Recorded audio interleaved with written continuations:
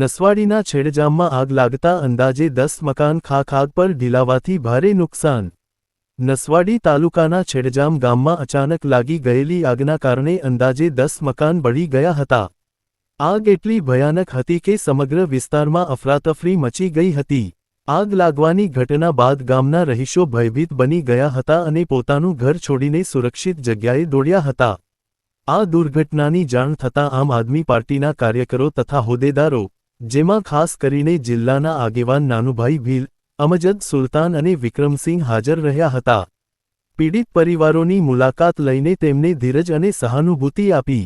પીડિતોએ જાહેરમાં રોષ વ્યક્ત કર્યો હતો કે આગ લાગી ત્યારે નસવાડી અને બોડેલીના ફાયર સ્ટેશનમાંથી સમયસર મદદ ન મળી। ચિંતાજનક બાબત એ છે કે ફાયર સ્ટાફનો ઘટના સ્થળે પહોંચવામાં ખૂબ મોડું થયું અને પરિણામે આગે વિકરાળ સ્વરૂપ ધારણ કર્યું।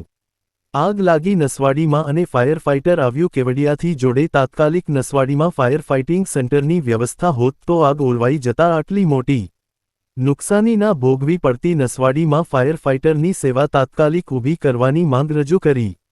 આગેવાનોએ જણાવ્યું કે આવો બનાવ ફરી ન બને તે માટે નસવાડી જેવા વિસ્તારોમાં જલ્દીથી આગજની બચાવ વ્યવસ્થા ઊભી કરવામાં આવે। આ અંગે સ્થાનિક પ્રશાસને ગંભીરતા દાખવી તાત્કાલિક પગલાં લેવાની જરૂર છે। આજે એક બહુ દુઃખદ ઘટના બની છે।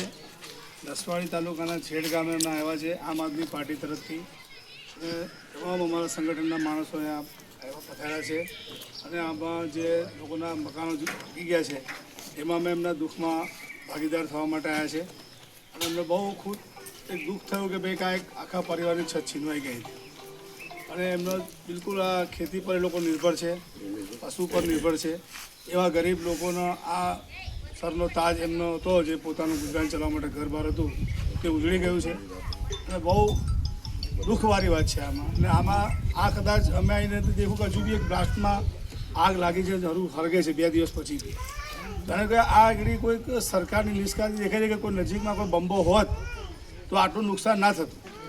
એક સ્ટેચ્યુ પરથી બંબો આવ્યો અહીંયા 40 કિલોમીટરથી અહીંયા આગળ આવવા માટે એને સમય લાગી ગયો અને તેમાં આ વધારે પડતું નુકસાન થયું અને સદનસીબે કોઈ નુકસાન પબ્લિકને થયું નહીં।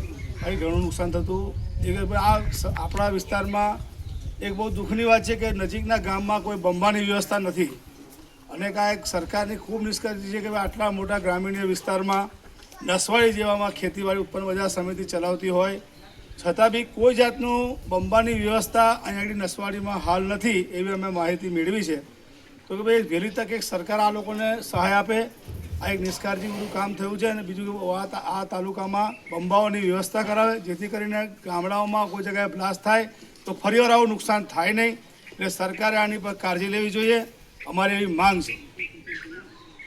આમ આદમી પાર્ટીની ટીમ પહોંચી છે અને અહીંયા પહોંચતા પછી એવું લાગે છે કે આ લોકોને માથા પર આભ તૂટી પડ્યું હોય એવું અમે અહીંયા અહેસાસ અનુભવીએ છીએ।